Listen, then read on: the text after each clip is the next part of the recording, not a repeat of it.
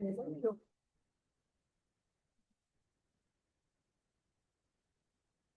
right. The Town of Groton Planning and Zoning Commission is called to order. We'll do roll call. Hal. Here. Michael. Here. Got Jim. Here. And Lauren and Kevin, are you? Or is Kevin on or anybody else? Or Steve? No, he's not.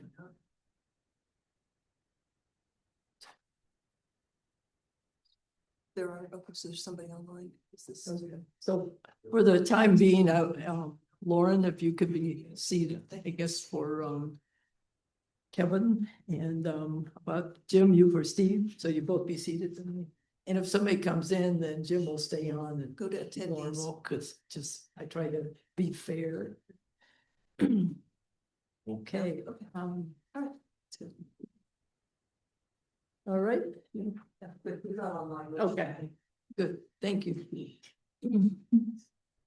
Okay, this meeting tonight is for public comments and feedback on our Groton 2035 Plan of Conservation and Development, a document that is produced by, they say it's done by the Planning and Zoning Commission every 10 years, but all of us on the commission know that a huge thanks is due to town staff, which many are here, and each one of them has had a really significant role.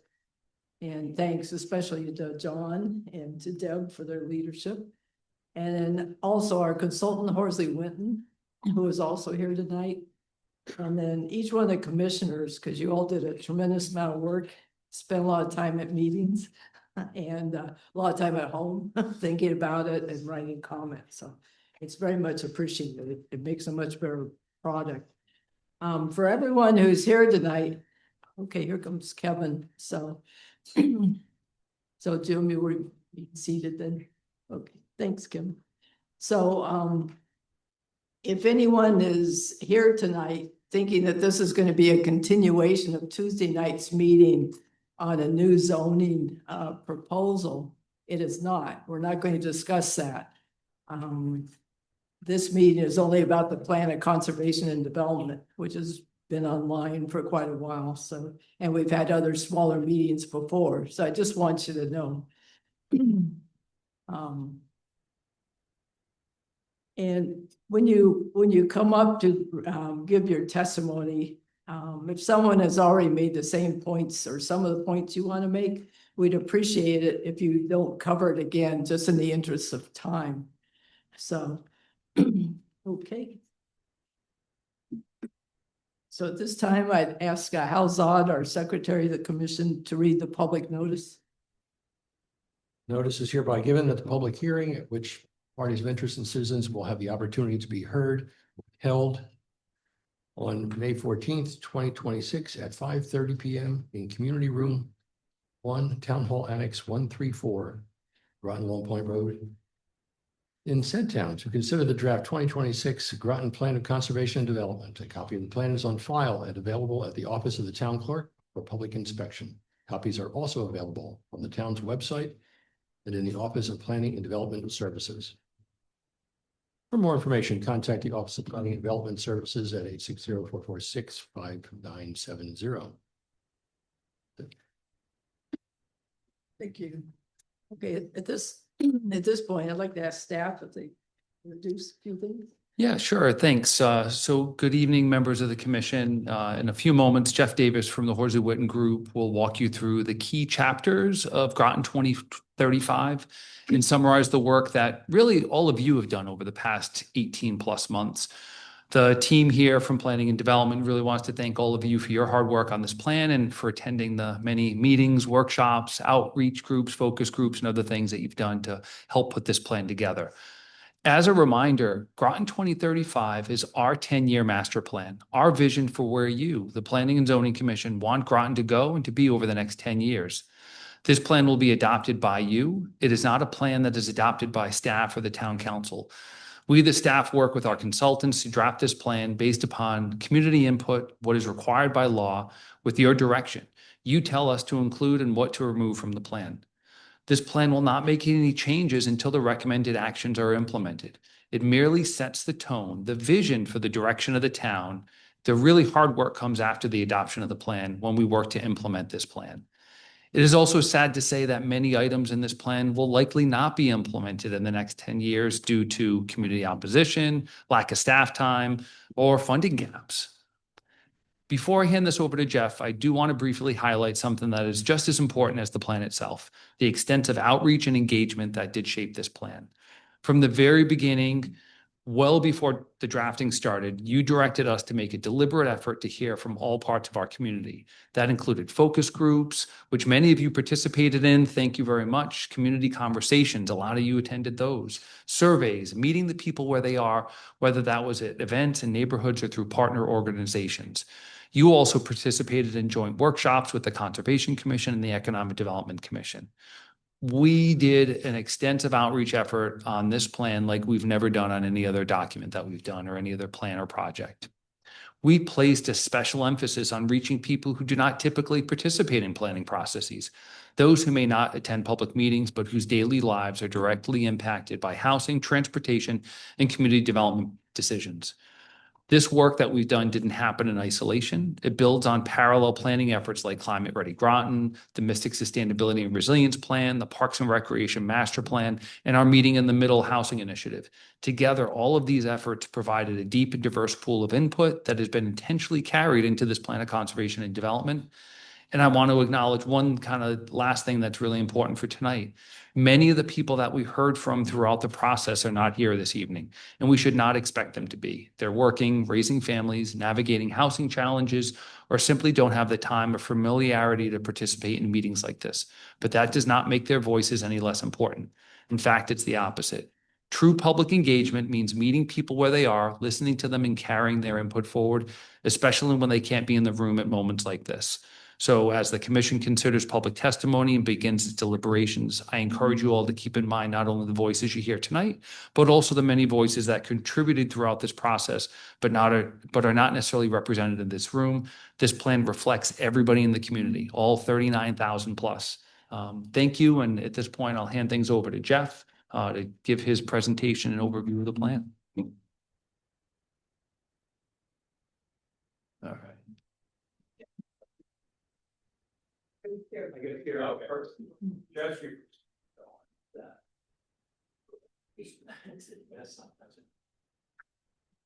One day I'll get it straight.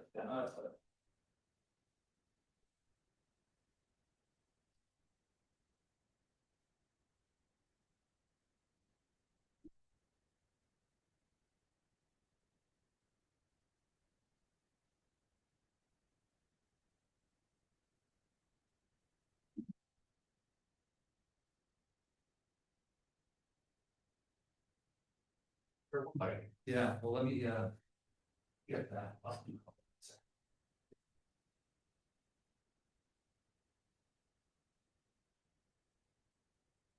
All right, there we go.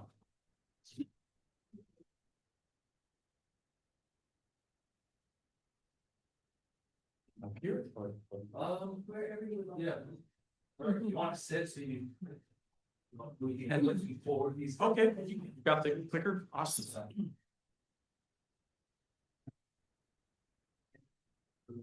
Okay. All right, good evening, everyone. And I see a lot of familiar faces in the audience. Thank you so much for everyone who has been a part of this from the get-go over the last 18 months. And thank you to those of you who may be joining us for a meeting for the first time. This is Democracy in Action, and I appreciate each and every one of you for being here this evening and anyone who may be watching from home. And as John said as well, the folks who are not, for which a meeting at 5:30 on a Thursday is not convenient. And thank you, John, for those words of introduction. And Jeff, I can forward the slides for you. So just say. Okay, super. So let's. Actually, I'm good. I can do it. So this presentation is largely for the public record. So for those of you who have been involved in this process from the get-go, you will have heard a lot of this, if not all of this, and certainly the PZC has. So thank you for your patience. I will try to be as efficient with my slides as possible because, again, the point of this evening is to hear from all of you. But again, we do want to go over some of the big picture basics of what a plan of conservation and development is. Really, this is your big picture guide for what the town wants to do, what it wants to be over the next 10 years. It is, yes, required by the state, but there are a lot of helpful reasons that any community should regularly maintain and update their POCD. So it really helps the town make decisions about development, what it looks like and where it happens, environment and history, how you protect those things that are of value in the community, how you make investments, prioritizing community services and infrastructure. Equity is a big part of this as well, making sure that we're promoting fairness and opportunities for everyone in the community to have a voice. And also to make sure that we're supporting local businesses as well as we can. Now, what a POCD is not. So there's a lot of misconceptions sometimes, not only here, but throughout the state as to what a POCD is and is not. It does not, in and of itself, change zoning. It is not a legally binding document like your zoning regulations. As John mentioned earlier, this is a guide. It's also not just about land use. I think that's a common misperception. It really does cover a wide range of topics, and we'll get into that in more detail in a moment. It's also not used to approve or deny specific development applications, and it's not an exhaustive catalog of everything that Groton could do in the next 10 years. That would be, a several thousand-page document. So all that to say, if there's a strategy that you don't see in this draft, that doesn't mean it can't and won't be done. So what does Groton 2035 cover? A whole range of things from, and I won't read this laundry list, but from community services, housing, transportation, parks and recreation, economic development, sustainability and climate change, and more. So it really is a high-level look at all of these things. And as John mentioned as well, part of this is a requirement. The Connecticut state law requires municipalities to develop POCDs. And there's a long list, if you go to the legislation, of what is required. And that list has grown over the years. It's been added to since the original legislation. In brief, you're required to show your land uses and development patterns and include a future land use map. And we'll talk quite a bit about the future land use map at the end of this presentation. You have to have goals and policies, standards, strategies for your future physical and economic development. Conservation and environmental protection goals, obviously right up there with development. It's in the name, the plan of conservation and development. And in Groton, that includes coastal management for any of the communities along Long Island Sound. Coordinated development is something that the state is very interested in. What do we mean by coordinated development? Compact, mixed use, pedestrian oriented, transit accessible, redevelopment of existing built environments. And you'll see that's a common theme throughout your current POCD as well as this draft update. Housing needs, infrastructure and public facilities, transportation, all important components that are required by the state, as well as consistency with the state's plan of conservation and development, as well as regional plans of conservation and development. And we'll talk about that a bit later as well. There are new standards related to climate change and resiliency as of last year. Those were instituted by the state as we were about halfway through this process, and we have tried to address as many of those as possible within this draft, although that is not a requirement for Groton at this time. But we did want to include as much of that as possible. So how is the POCD structured? It's a little different from the 2016 POCD in as much as it is divided into three parts. So we started with a baseline report, which basically takes all the required facts, data, and information that the state requires of a municipality and put them all in one place. So we allowed that document to be as long as it needed to be, and that can now be found online. The POCD itself, the main body of the plan, is probably largely what people in the community will be seeing and using. And I'll be going over in a minute all the content of the POCD and how it is structured. And finally, we have an implementation plan, and that takes all of the policies and strategies in the plan and lays out a structure for implementation. And I will also be discussing in greater detail later what that involves. So another fun, zany thing about Groton is all your various internal divisions. So the POCD for the town of Groton does not apply everywhere in the town. So it does not apply within the city of Groton, and it does not apply within Groton Long Point. They have their own POCDs. It does, however, apply in Noank, even though Noank, of course, has its own zoning authority and other local control. Noank is part of this POCD. I won't belabor the point, but I do think it is important that John mentioned the intense engagement, community engagement that went on over the last 18 months. I've done a lot of these plans, and I would say this is up there probably in the top 3 of the engagement efforts that the town or city was willing to make. So I give a huge round of applause to the PZC and to staff for their commitment to public engagement in this process. So this started again about a year and a half ago. We did some interviews with town staff, with commissions and others, at a kickoff event at Sutton Park. Just a quick show of hands. Was anyone there at that kickoff at Sutton Park? Yay! Thank you. We did a kickoff public survey. As John mentioned, we did a number of interviews. I believe the number, if I'm not mistaken, was we reached out to 26 different local organizations in Groton and had one-on-one interviews with them. We then gathered them together for a series of focus groups where they could bounce ideas off of one another, and really was eye-opening. We got a lot of fantastic information from those interviews and conversations. Also had our first public open house last May, just over a year ago now, if you can believe that, which was followed up by additional public meetings in November and January earlier this year. And after each of those public open houses, all the information was made available on the project website, and people were allowed to review that online and give their feedback online. The draft POCD content before you this evening, as John mentioned, is really the product of everything that we heard. I certainly don't have a personal stake in this. You know, I'm not trying to push any agenda. We really are a cipher to try to take what we've heard and distill that into a plan to the best of our ability. Also, on top of all the things I just mentioned, the PCC has been collecting written comments from the public throughout this process, and those written comments have been helpful in shaping the plan as well. For anyone who's interested, greatergroton.com. The project website is still up there and was our clearinghouse for information, and also an opportunity to provide micro surveys just to take the pulse of the community on a variety of different topics throughout the planning process.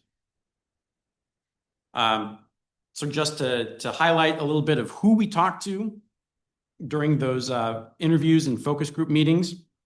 Again, these were people we know traditionally don't attend public meetings or tend to have the time or the leisure to get involved at this level. So we are specifically going out and trying to connect with renters who make up almost 50% of Groton's population. We're looking at healthcare providers who have day-to-day access to individuals who may be struggling in various ways. We talked to pastors of at least 12 congregations in Groton to hear more about the struggles and needs of their congregations and the people they serve. We also talked to a number of nonprofits specializing in housing, in food insecurity, in childcare provision, and really it was very eye-opening about the needs across the community and learning about how many people are just struggling to make ends meet and how much that has changed in this community, even in the last 10 years since the last POCD. We had extensive conversations with environmental groups where we learned that the word of this year is stewardship, that there's a lot of concern in the environmental community about making sure we're taking proper care of the conservation lands that we have, which is a major priority for a lot of people in the community. Emergency managers, as we're seeing increases in storm severity and wanting to be more prepared to protect the public in those instances, as well as educators. We always struggle to connect with school-aged children and parents because they're very, very busy. So connecting with educators, they're hearing from their students, they're hearing from the parents of their students, and we're able to get some good information that way. We also refer this draft POCD to a number of agencies and organizations. Part of that is required by law. So the Southeastern Connecticut Council of Governments, or CCOG, we do provide that as a mandatory referral, as well as to Town Council and the Connecticut Department of Energy and Environmental Protection. So they are all reviewing this document, as well as land use commissions, town departments, and adjacent municipalities as a courtesy. And so all of those different entities can weigh in on the plan, although again, at the end of the day, it is up to the PZC to make those final decisions and recommendations. So now I just want to take a little bit of time to walk you through how the plan is structured. So there's an introduction and 6 chapters to the POCD proper. And each of those chapters starts with a list of key points. So what are the major takeaways that we learned from the baseline report, and trends, data, what we know about these issues today. Next, we look at what we have heard. And this is a summary of common themes that we heard through public feedback and interviews. And it's really those 2 things that drive the goals, policies, and strategies of each chapter. We also created something that is a little different, something that's not really reflected in your current POCD, that we're calling How We Go About Doing Things. So we found as we were going through strategies, there were a lot of things that are really more ways the town goes about doing things that you're going to continue to do over the next 10 years, as opposed to check the box, yes, we did this thing. So we didn't want to lose that. But we didn't want it to be really in the implementation matrix either, because it's not necessarily a strategy. So that's where those things live. These things are really important ways of doing things to help support the plan.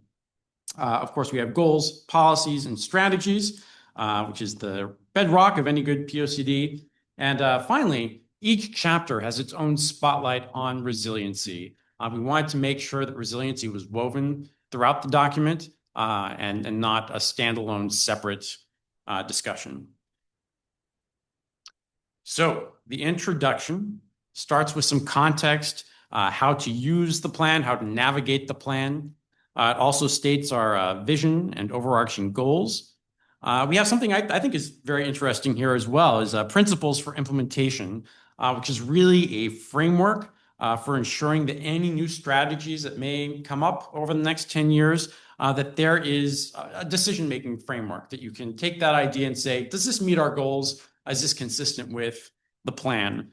So we hope that the introduction can be used to make decisions, help make decisions, and make sure that you're all paddling in the right direction. And then also we do have a separate section on the approach to resiliency. So things that were overarching that didn't necessarily fall under the spotlight on resiliency in the individual chapters. And I will not read all the goals of the plan, but I will read this vision statement for the overarching plan. Groton aims to be a connected, inclusive, and resilient community that honors its heritage and natural assets while fostering sustainable growth, economic opportunity, and quality of life through thoughtful, community-driven planning. And again, we'll not read these word for word. I don't even have the entire narrative on the screen here, but there are 3 overarching goals for the plan that are in the introduction. The first has to do with balance. Right? This is the key to any good POCD, that balance between sustainable economic and residential development and protection of your natural environment. Next, resilience. Again, we want resilience to be woven out throughout the plan, acknowledging climate change, sea level rise, coastal flooding, and extreme weather events. And then finally, collaboration. It's really important that this plan is consistent with state, regional, neighboring municipalities, and we want to use this goal to encourage that. So very briefly, I will go through the 6 chapters and what they include. For each chapter, I'll list the topics. Again, I will not read the goal statements, but they are up there. And then also we have one example policy and the strategies that go under it. And again, we're not using the exact language, so just to give you a sense of what policies and strategies are under each chapter. So chapter 1, a place where everyone can thrive, really focused on the major themes that we heard from our interviews with community groups. And that largely had to do with the things people need for their daily lives. Housing at the top of that, community services, and getting around without a car. So that's public transit, that's walking, that's biking, and so forth. So as an example, policy, increase the availability and affordability of homes while maintaining overall quality and safety of the housing stock. Again, I can't stress enough in our interviews with these 26 groups, housing came on up to the top for at least 75–80% of them. It is a major theme and a major concern for a lot of people in the community. So strategies include how to allow additional housing units in town and where, discouraging new housing units in flood zones to make sure new housing is resilient, and supporting the housing authority as they plan to add new units and upgrade older units. So again, just a sampling of what that chapter includes and why. The second chapter, a place where we conserve and steward our land for the future. And this is the chapter related to natural and coastal resources and open space. Again, a major priority for a lot of the people in our interviews and in the surveys. One of the things people love about living in Groton is the access to open space and the amount of conservation that you have here. And again, the key theme that we heard was stewardship. So you'll see that reflected in this particular policy, develop programs to steward all of the town's properties.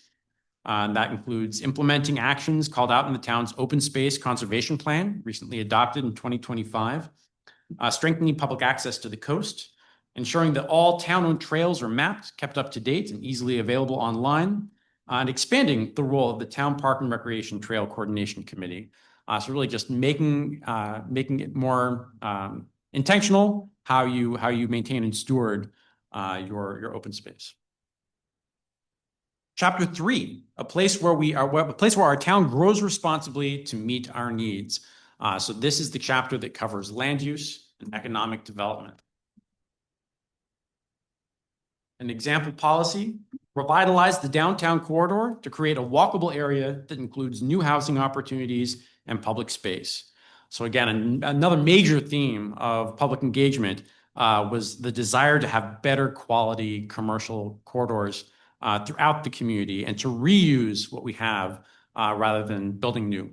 There's a lot of vacancies, a lot of underutilized commercial space throughout the town, and there's really a strong desire to revitalize that. And part of the way you would do that, these strategies, developing a master plan for downtown Groton that provides visualizations for what the development could look like under existing or refined zoning, promoting public and public-private investments to develop more attractive and walkable public realm. So just making it easier to walk around, more attractive, a better sense of place in your downtown and other neighborhoods, and to plan for public investments in placemaking such as street lighting, plantings, art installations, and so forth.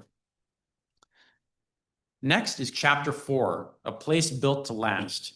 And this is where we talk about other transportation issues, so roadways and rail and so forth, including specific challenges for transportation in Mystic. So there's a special section on Mystic parking and transportation and traffic. We also have a section here on community facilities, utilities, and energy. And the example strategy for our policy for this: foster sustainable, resilient, and adaptable infrastructure that ensures uninterrupted access to essential services such as water, sewer, electricity, broadband, etc. So again, there was a strong contingent of residents who want the town to be more sustainable, to invest in renewables and more sustainable systems, and this tries to emphasize that. So some of the strategies include improving the resiliency of local utilities and other infrastructure, conducting a baseline energy audit, all major town buildings, facilities, and vehicles, and tracking that change over time. And also providing information on resources to help homeowners and business owners invest in energy efficiency and renewable energy retrofits, being so that clearinghouse for information on these issues. Chapter 5, a place where we can celebrate and enjoy living together. This covers a lot of topics, including parks and recreation, cultural and historic resources, civic spaces, and civic and community organizations, including the Navy, really acknowledging the importance of the Navy socially and culturally here in Groton.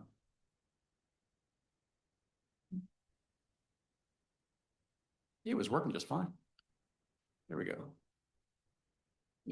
So the example policy here: increase high quality, safe, and accessible community, civic, and recreational facilities. And I will say specifically, making sure that you're using the recent Parks and Recreation Master Plan, which was just adopted in 2023, to prioritize areas currently with more limited resources on the west side of town. Again, a major theme and what drove this policy and these strategies was the need to provide equitable access to recreation across the town, particularly where we're seeing increases in housing development. Finally, Chapter 6, a place where we work together to get it done. And this includes topics including communication and community engagement, as well as future land use and implementation. And the last two, future land use and implementation, are a little different from the others. They don't have policies and strategies like the other topics.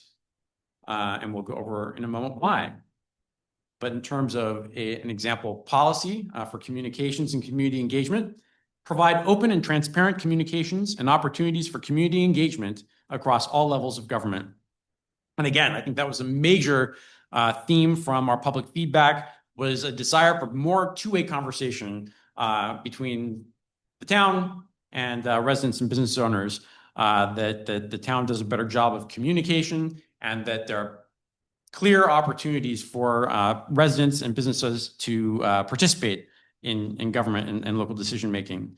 And that is something that's not really addressed directly in the 2016 POCD. So these are new sections that we found really important after hearing from the community. All right, so we're getting there, we're getting closer. So now we're at the implementation section of Chapter 6. This is the section that describes the PZC's role in overseeing the plan's implementation through having periodic meetings in coordination with town staff, elected officials, other commissions. So that's where we lay out how is this going to be implemented. And then the implementation matrix itself is an Excel spreadsheet that's really for internal use. There's one tab for each topic in the plan. It includes the policies and strategies, what number they reference in the text, also lists specific responsible parties, so you know who is in charge of implementing each idea, with up to 3 supporters, knowing that a lot of this can't be done with one organization or group alone. It takes a lot of collaboration to get these things done. Each strategy is also given timing, short, medium, or long term, the course of the 10 years of this plan, as well as a performance standard. And those vary in details depending on the type of strategy. But basically, each performance standard lets the town know, all right, if we're doing well, if we're actually making progress, what does that look like? Finally, I want to talk to you a bit about the future land use map, which really is one of the more important aspects of the plan. And I'll mostly read through this because I think it's important. So there are 5 major things that the future land use map does. 1, it guides long-term growth and conservation decisions, translates everything we've just been talking about that vision for this plan over the next 10 years onto a map. It supports zoning and regulatory updates. Again, it does not change zoning in and of itself, but it helps the PZC and others justify rezonings and regulatory amendments over the next 10 years. It informs infrastructure and capital planning, helps prioritize public investments in roads and water and sewer extensions. It also protects natural and community resources. You notice there's a good chunk of that map that is green, and that is designed to make sure it's clear what areas are set aside for preservation and conservation. And finally, it provides a reference for development review and intergovernmental coordination. So when the state agencies or local developers are coming into the community and trying to figure out what the town wants, that future land use map is really a nice, quick visual of what your expectations are for the next 10 years. So I don't expect people to see the details of this from afar, but this is your current future land use map from 2016. There is a lot going on this map. And to the town's credit, this map was the basis for the major rewrite of zoning that was adopted in 2019. So a lot of what you see on this map has actually come to pass and is reflected in your zoning. This is the draft updated future land use map, a little simpler, a little less going on this time. The land use categories are largely based on the new zoning districts that were adopted in 2019. And you also see some circled areas, which represent areas of further study over the next 10 years, where we're not ready to make a decision, but we know we're going to have to keep studying these things. So there are several categories of land use categories, and I'll start with residential. So we are required, again, by law to set out different residential land use categories and what the expected densities are within them. So there are 4 residential categories, the first being rural, and that largely represents your existing RU40 and RU80 zoning districts. You're looking at about 1 to 2 units per acre. Next is the low density, which largely is represented by your existing RU20 and RS20 zoning districts. Again, about 1 to 2 units per acre, but on smaller lots. Medium density is largely represented by your RS12, R12, and R7 zoning districts. And that could be 2 to 7 units per acre, again, on smaller lots. And then finally, your high density residential, which is largely where you have multifamily housing today, which is characterized as more than 7 units per acre. Next are your mixed use, commercial, and industrial categories. And we've got, again, largely based on your existing zoning districts. So there's the town/village center mixed use, and that includes your mixed use town center, your mixed use village center, the MDD, which is the zoning district right in the core of Mystic, and some of your CN or commercial neighborhood zoning districts. And this represents where you have walkability now, where you've got the good sidewalk network and those key village centers, town centers throughout Groton. The next is other mixed use, and that's your CR, IM, and some of your CN zoning districts. If you're aware, the IM, which is an industrial zone, the PCC allowed multi-unit development to go in there starting last year or the year before. And so these are areas that aren't as walkable today. We're working towards that. We want walkability everywhere in town that we can. And then finally, industrial waterfront, which is your IG and WW zoning districts.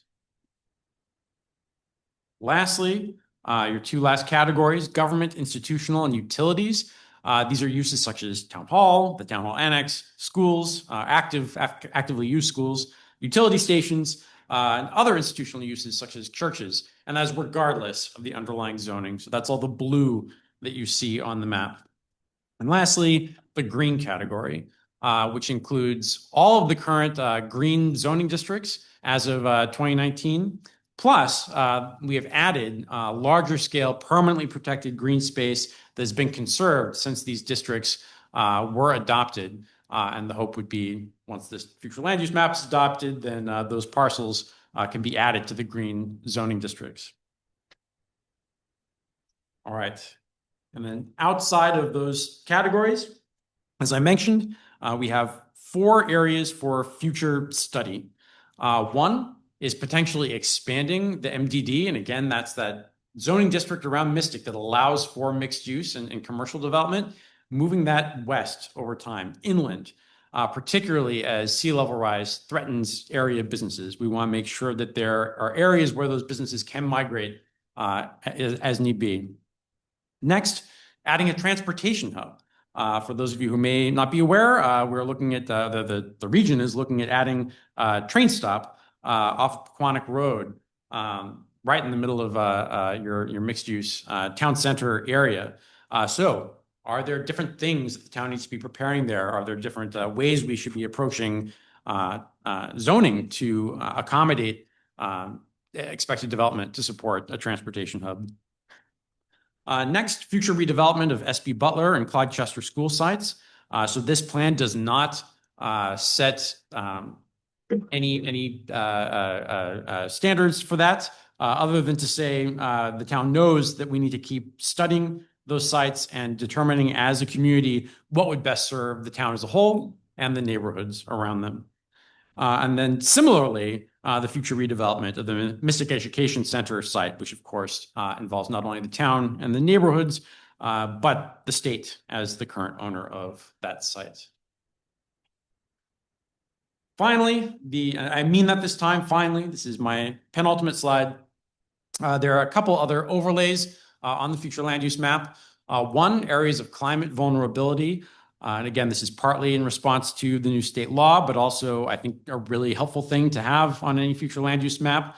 As climate change raises sea levels and storms occur more frequently, this map shows areas that are likely to be inundated in the case of a 20 inches of sea level rise aligned with a 100-year storm event.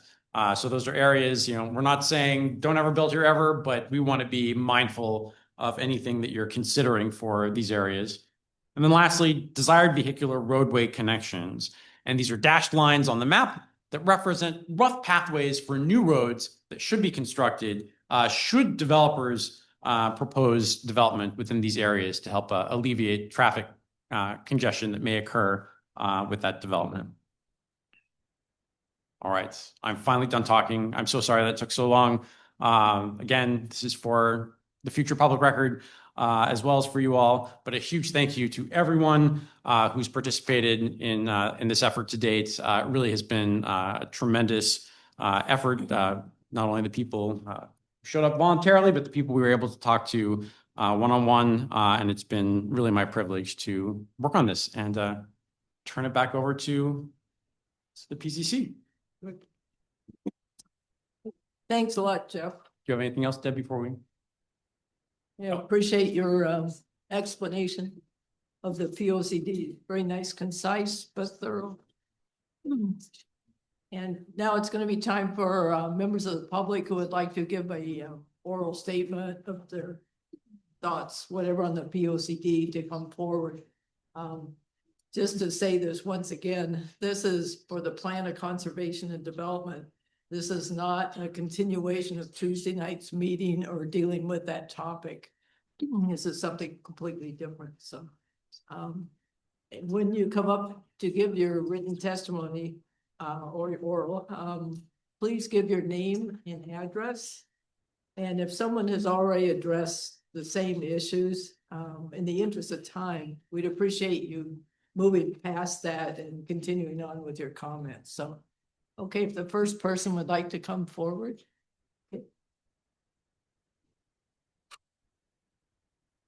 Hello, I'm Thomas Olson. I live at 188 Crosswinds Drive.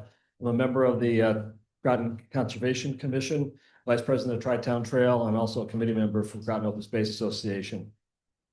I'd like to address 3 areas where I feel that the draft Groton 2035 plan could be improved. The first is relative to the future land use map, or your flume. It does not include any desirable locations for additional open space, contrary to what was in the 2016 flume. This omission could cause a potential problem for any organization seeking state DEP funding via this Open Space and Watershed Acquisition, or OSWA program. which requires that the applications be consistent with the town's POCD. I'm recommending some minor wording changes to ensure that there is consistency between the open space conservation plan as an alternative to the flume being the primary source of identification of future open space. And specifically, I have three areas. In chapter 2, add wording in the natural and coastal resource open space. Groton has long valued land conservation beginning in the 1960s with a focus to protected watersheds, stream belts, and later waterways, also referred to as green belts. Today, nearly 30% of Groton is protected, and then add the words or preserved open space, a testament to the dedication of many groups and individuals over the course of many years. This effort will form a strong basis for the town to establish a strategic vision that will meet its changing needs for decades to come. Also in chapter 2, in the paragraph strategy 2.2.A, expanding the town's existing low impact development or LID policies into a more comprehensive regulation strategy that promotes sustainable stormwater management, green infrastructure, and resilient urban growth through, at a minimum, the town zoning regulations, subdivision regulations, and then add the open space conservation plan and road and drainage standards. And in chapter 6, the flume section, page 95, the open space and protected land, add wording into this paragraph. This category is carried over from the 2016 flume and includes current green conservation GC and green recreation GR zoning districts, along with conservation recreations land preserved since 2019 when these zoning districts were first created. The intention is to change the zoning of these newly preserved lands to GC and GR. In addition, as with other properties are permanently conserved and protected, they will be considered for addition to the flume and will be a change to the zoning in one of the green districts. Additionally, add the words areas include the open space conservation plan should be considered for preservation and on an as available basis. Also, in the second areas, I'd like to say that we found some other technical corrections to map 2-6 greenways and greenbelts. On page 43, the map should be titled and updated the open space and existing and proposed greenways and greenbelts. The map should also designate that it does not include the full length of the Tri-Town Trail Greenway. Map 2.6 has a number of non-designated trails included as greenways, i.e. Candlewood Hill Wildlife Management and Gross's Candlewood Ridge. And maps 2-6 does not designate any existing green belts, only expansion. In a separate matter, I'd also like to object to the leaving of the extension of the Crosswinds Drive to Fishtown Road connector on the flume. This proposed new street was introduced in the 2002 POCD and retained in the 2016 POC and remains on the proposed flume. I've attached, I have here a copy of that that I'll provide to you. The original note about the multiple proposed new streets in the 2002 POCD states, potential connections are only show conceptually. Detailed engineering and environmental analysis will be required to determine the specific locations. These roads are intended to be built as development occurs. Potential connections should be either public roads or appropriate private connections. All the other 2002 connections that were proposed at that time have been dropped from the proposed 2035 flume, and I recommend the Crosswinds extensions also be dropped, as it's been over 20 years and no action has been taken to develop these areas, and all the applicable areas are in the PA 490 program. Thank you for your consideration on this plan, and I support their overall approval of it. Thank you. I'll provide a copy of it. Thanks, Tom. Would the next person like to come up? Don't be shy. Yeah, come on.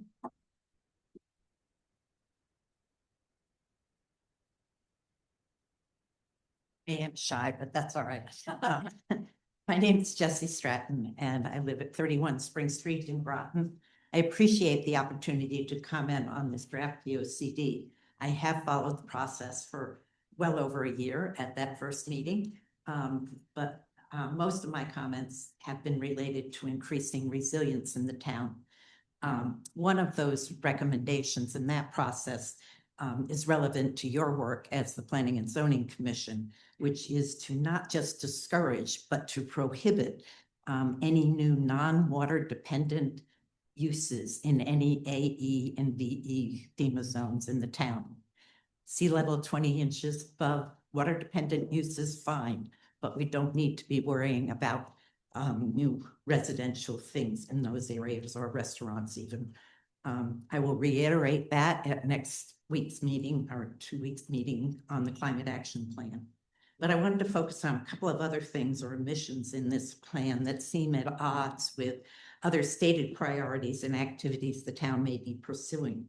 On page 33, the draft says the town will promote responsible land use, strengthen open space and water protection, and expand access to natural areas through sustainable planning and community stewardship. Totally agree with that. And there's a list of several things below that, which I don't need to reread to you, but on that, I would highlight protection of surface water and wetland resources and support of farmland and agricultural uses. The conservation prioritization framework of the town's open space conservation plan, which you've just heard, should be used to inform changes to zoning subdivision regulations and land conservation policies to reflect those priorities.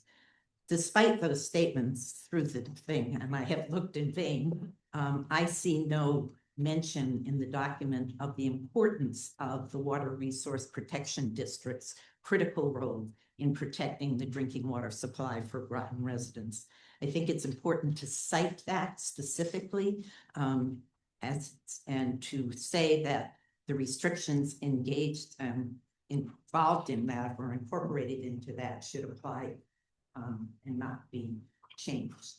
On page 45, it says encouraging development and reducing development in areas with existing development, infrastructure, and transportation options, which makes all sorts of sense, and minimizing development and encouraging conservation in remaining greenfield areas lacking in infrastructure, doing the same in floodplains. And the only thing I would really add to that, in addition to the FEMA zones I just mentioned, is that we have the benefit of having SERPA here in Groton, and they have done far more granular modeling of what those zones should be. It takes a long, long time to get FEMA to amend its maps, because obviously they're dealing with the whole country. But we should make use of SERPA's resources in that and incorporating our outline of where non-water dependent uses should be prohibited in my mind. And yet also the proposed flume has been addressed, and I'm sure will again. The previous flumes outline on that map of desirable open space, and whether or not that would really negatively impact the town or land use organizations, land preservation organizations in the state from applying for or succeeding in applications to deed under its open space acquisition program may be a question, but I don't think what's the question is the fact they were on the map in the last POCD and they're not now. Changes like that communicate something. Similarly, the policy on page 52 states encourage development in areas served by public utilities, which further support the benefit of identifying desirable open space on the flume. I strongly support in closing the map on page 82 outlining the protecting the archaeological significance, and that would require surveys prior to a site plan or subdivision approval on any sites in those areas. I really do appreciate all the work all of you have been putting in and all the evenings you've been putting in listening to everybody and to the good work that the consultants have done. I think the baseline documents are spectacular, and I look forward to helping see this implemented. Thank you. Thank you very much. Next person.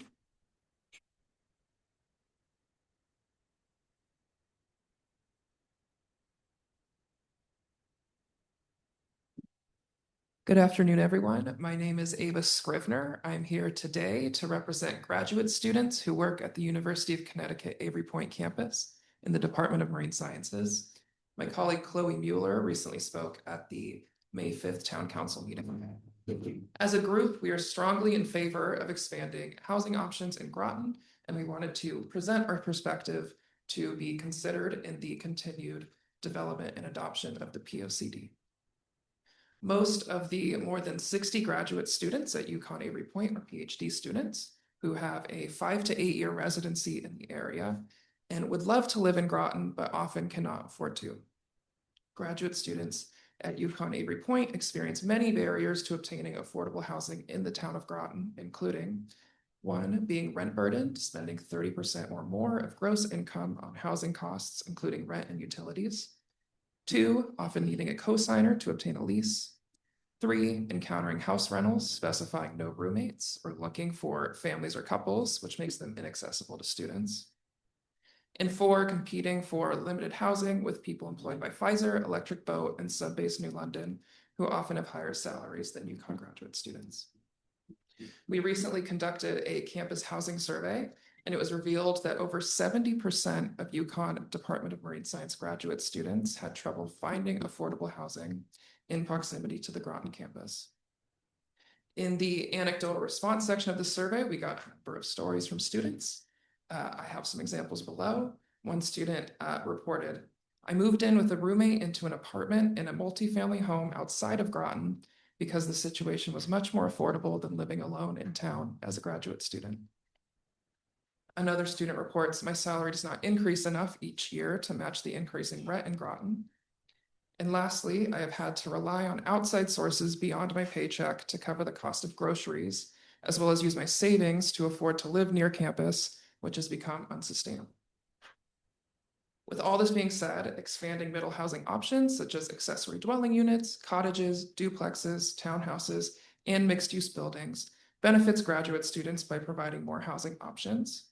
This benefit is also reciprocal.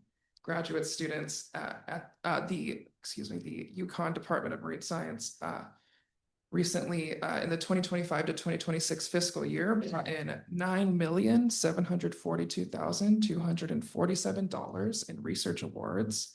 These research awards support graduate student work on local and regional environmental issues. These include coastal resilience with Circa in the town of Groton. Graduate student research also includes characterizing hypoxia in Long Island Sound, studying fisheries and aquaculture, the potential impacts of wind farm developments, harmful algal blooms, pollution, and more. Department of Marine Science graduate students also actively engage in community outreach events, including Women in Science Day at the Mystic Aquarium, Marine Science Day at Project Oceanology, and our annual Sip and Science event, where we lead interactive science demonstrations at a local brewery. I want to conclude by saying again that we are in favor of expanding housing options in Groton, and we hope that this perspective is taken into account during the continued development and adoption of this POCD. And thank you for your time and attention. Thank you very much. The next person could come up.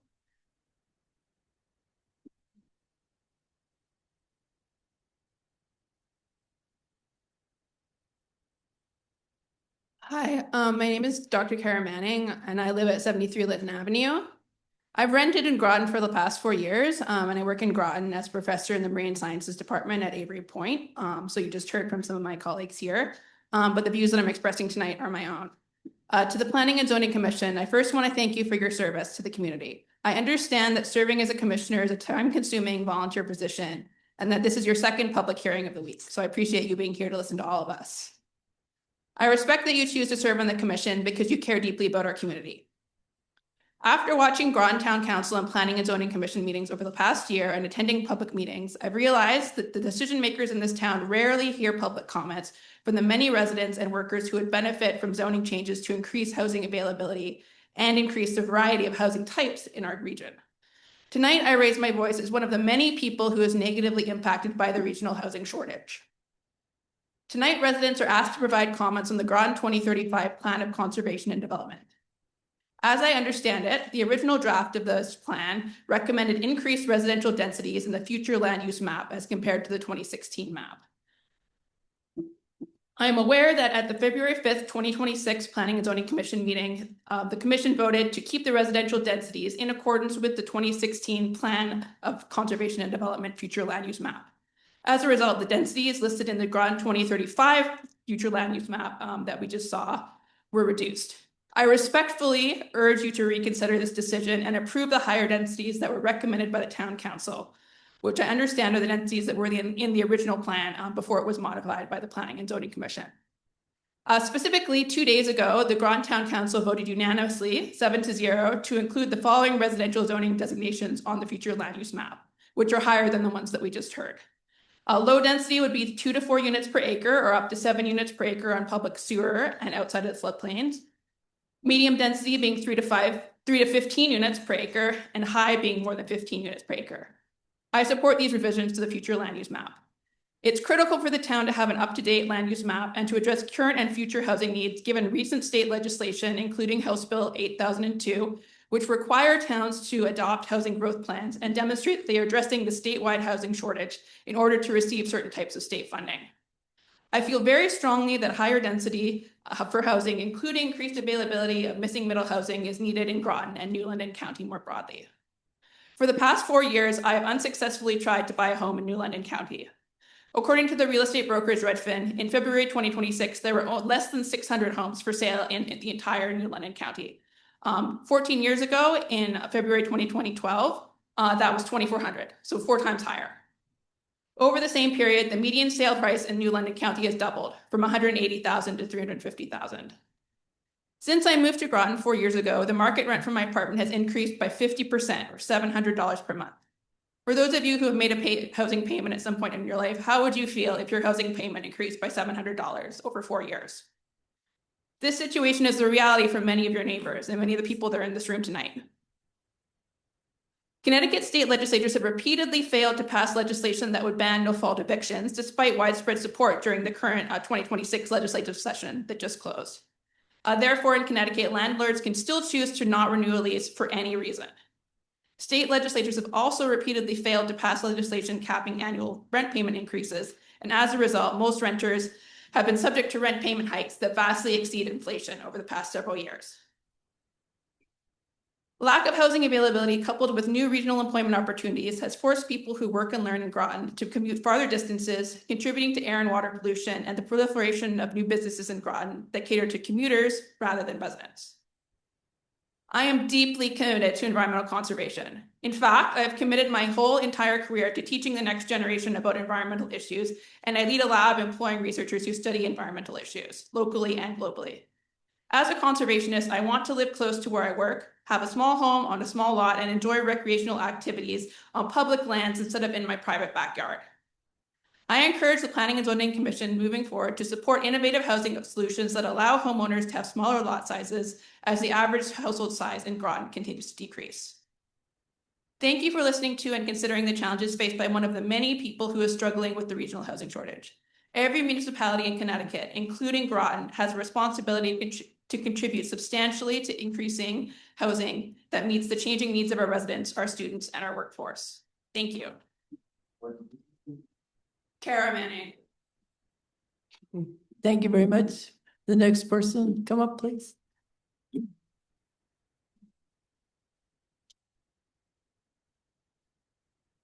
Good evening, Ian Thomas, 24 Jefferson Drive. And unfortunately, I am opposed to that recommendation as far as the recommendation that came out of the town council the other night goes contrary to what the Planning and Zoning Commission already removed from the draft. And I would encourage the Planning and Zoning Commission to stick to your guns on that and keep that section out, the section that was just referred to by the previous speaker. The reason is because I'm a firm believer in adaptive reuse of existing properties that could be redeveloped into the living spaces. Notably, the well, first and foremost, also I wanted to note that for UConn Avery Point students, you want to be you should not only be speaking here, but you should also visit the city council and the city planning and zoning commission meetings. because that whole section is all city. So they have control over that. That was one of the areas that was Xed out in the maps earlier. So, and there are, like, I grew up here, in the area. I went to Avery Point in 1996 to 1998. And at that time, there were a number of my fellow students that lived in Groton City. And a lot of the townhouses that you see there, the old colonials were subdivided within themselves into like multiple homes, you know, Yeah. so that. I'm that- sorry, To Ian, do that. if you don't mind, if you could address Sure. the council, please. Yeah. Thank you. And I'm sure everyone else will be listening to your comments. So, to that end, I mean, that would be, an area to explore with the, city planning and zoning commission. I'm not sure what happened with how those houses or what the status is there. Long story short, you know, there's also some talk about the POCD, looking at the Amtrak station near the Big Y, Quantic Road. And so to that end, I would encourage this commission. I'm not sure exactly how, but you know, to encourage the redevelopment of you know, the Groton shopping plazas. You know, they could easily accommodate 3 to 4 stories on top of those buildings. That it's already zoned to be mixed town use. So mixed use town center, I believe, is a zoning. So it's already there. It doesn't need any sort of revamping, you know, it just needs to be redeveloped. So like, how do you incentivize that? I don't know. Hopefully there's, you know, people smarter than me looking at that. But I am troubled by the council's recommendation to reinstitute those subdivisions into open space areas or up against, you know, green space. So, you know, that's kind of like where it's at for me. You know, we gotta use the space that's already been developed, and build around the town centers. We have a very good green belt in Groton, and it's incredibly valuable, and you know, it's available for everyone to use. So please consider that. Thank you. Thank you. Next person, please.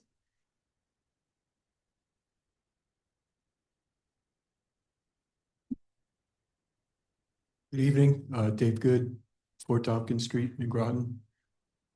Also, town councilor. I too am speaking in support of returning the density levels to the original draft. Town council committee of the whole approved that note for you. Although it wasn't the final town council, I hope for you take any final vote on the POCD, you would at least receive the recommendation of the town council, the unanimous. I'll also like to speak as a renter in Groton, which just signed another lease for another $300 more a month. My rent has gone up over 90% in the last 10 years. I have a son getting ready to go to high school who's been here since preschool. I went to elementary school. I've worked and lived in Groton for nearly 60 years. And I and a lot of other renters are getting to the point where we can no longer afford it. And I think it would be a shame to get rid of the working class in this town by keeping these densities so low that there is no market for us. Thank you. That's all. Thank you very much. Okay, next speaker. Thank you. Portia Bordelon. For full disclosure, I'm also a Groton Town Councilor. I couldn't be any more proud to be here. When our Horse and Whitney hired, you know, folks who, you know, did the presentation, we talked about the people that are not being served. And as a Black minority female, let me talk. I'll take that stage, and we'll talk about the environment, and we'll talk about density and issues. We'll talk about the lack of housing for people that are working really hard in this community. And that's why I became a Groton Town Councilor. because there was not enough people in the room that looked like me, and that is why I'm here. I feel I'm underrepresented. I feel like these meetings that were held to form these, no, they were not fully inclusive. They were at times like 5:30 when, as it was stated, the working class were just getting home to feed their children and get them off the bus. This POCD does not represent a large majority of the people that are struggling in the community. With that being said, I appreciate the UConn students coming, and I can appreciate that you guys want housing, and I can agree with the former speaker, which happens to be my husband, who also serves on the Board of Education, who stated, I do think the city needs to come up with a plan. It's a disaster on that end of town, and there should be able to accommodate the students. I do feel that you should have housing, but I don't think we should take green belt environmental space and make it locked in versus reusing some of this drab looking, sad looking, no here or there downtown area where it should be developed, where it could be walkable and livable, like the state is trying to push. Our downtown city and town, we should be embarrassed, in my opinion, as the look of it. Mystic is wonderful, but everything outside of that needs to have proper development. We have single story buildings with no apartments above them. How do we incentivize that? I'm not sure, but we have something to do. They talked about the unanimous vote from the council. I attended that meeting, but there was another meeting going on at P&Z about some development of land on farmland in other areas of acres greater than 15 acres. So I felt it was my business to step out of the meeting and not to be there. I stated my position where I did not agree with this amendment. And the reason I left is my one vote wasn't going to change to the 7. So just know that I was not in support of that amendment. And my reasons being, while this meeting was going on, which I've spoken in the past of my concerns while planning and zoning meetings are running, coinciding with town council meetings where big business and people have to divide their time, I do strive to hope that we can look at ways to move these so that people can be better, engaged in knowledge. While that was happening, I arrived at the town council meeting, and there was an email laying on our desk that came into us at 5:24 p.m. And it was from John Reiner, the economic development, and it was to John Burt, and it was sitting at each podium, and it said missing middle housing. It said, if the council wants to provide comment regarding the residential densities on the flume to restore to the original proposal, they should recommend. And Councillor Good, who just stepped away, was the one who put this motion on the phone. Excuse me. Can you, Oh, no, can you okay. please just let her speak? Thank you. Councillor Good put this motion on the floor, read it verbatim from the email that was hand delivered to us at our podiums. I'll just tell you this. There's many controversial things, and when we're waiting on emails, we don't get them that fast, but this sure made it fast, and that was amazing. Because most councilors have a second job and work, and we can't check our emails until we, so this one was hand given to us. But it says here, low RU20, R520, 2-4 units per acre, or up to 7 units per acre on public sewer and outside the floodplains. Low medium RS12, R12/7, 3 to 15 units per acre. High RM, more than 15 units per acre. And it says, note, the draft flume calls for rural RU80 to be 2 units per acre or less, as originally proposed by the HW. Orson Whitney, the hired staff that is helping. The density of existing developments in the RM zone is more than 15 units per acre. So I just wanted to be transparent and let everyone know. And then this was read verbatim by a councilor, and 7 councilors voted that in.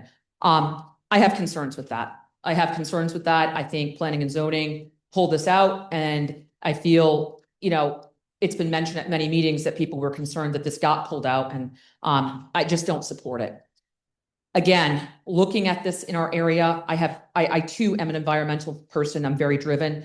We have major concerns here with coastal flooding, resiliency. Minorities overwhelmingly are stuffed in one section of town and can barely breathe with the traffic. Speak about traffic, my God. But with that, we don't want to take away land. And I am concerned in this POCD by adding such an amendment, you are taking away natural land, as Orson Whitney so nicely put it. We want to protect the cultural and heritage in our town. A lot of areas that would be affected by this density would be like Sandy Hollow Road, 82 acres over there. That's being considered by developers as we speak and many other open spaces that are left. If you look at the map, there's not much land left to be developed.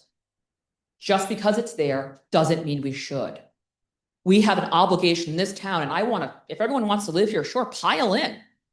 But just how many can we support? We need to make sure we're supporting the people that are already here that we can't support before bringing in more people. It's like, if you can't feed them, stop. You gotta close the door at some point. Not everyone that works here wants to live here, or nor should they live here. Ledger looks great, Stonington looks great. And again, I'm not against new people coming in. There's only so much one land area can support from an environmental perspective.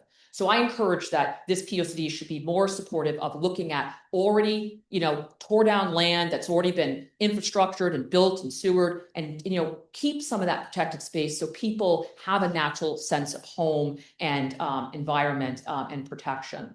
And again, the minority section, I don't think it was properly represented. I'm just going to speak on that. Also, low-income housing. Let's really go low income. Let's talk about affordable and low income. There are people that can't even afford low income housing that qualify, that fall below a very low threshold. And in that section, it states very clearly that Groton meets that per the state level. Now let's take that a step further. Just because we meet it on a state level doesn't mean that we don't have a greater need. We have a greater need here more than even middle housing is affordable low income housing that's not on here.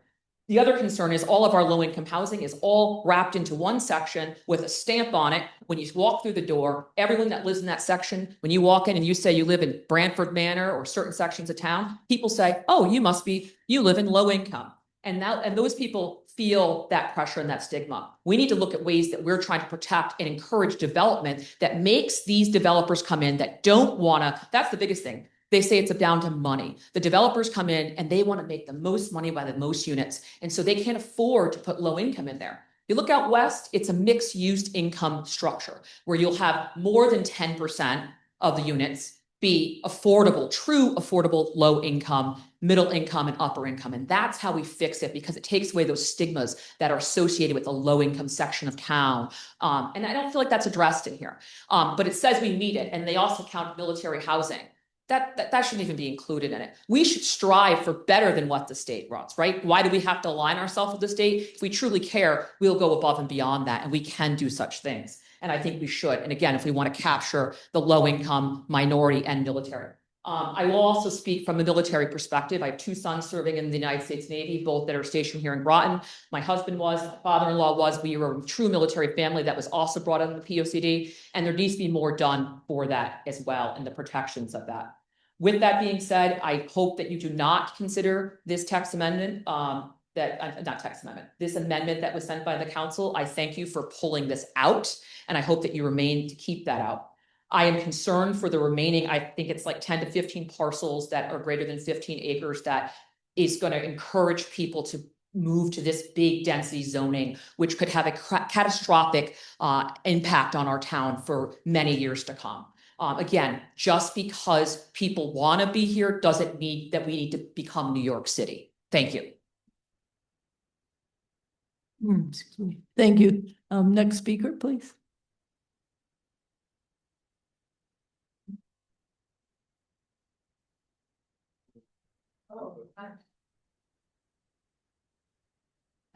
Lynn Marshall, 118 Pearl Street in Groton. And I really want to congratulate the zoning commission and Horsley Witten on doing this really big job. The plan of conservation development before was just, it was like added on and on and on, and like anything you wanted was in there. I mean, it wasn't very coherent. This like took it down to the bare bones and built it back up, with all the sections and then with goals and metrics. And it's really, overall, it is a great document and great work, and I appreciate it very much.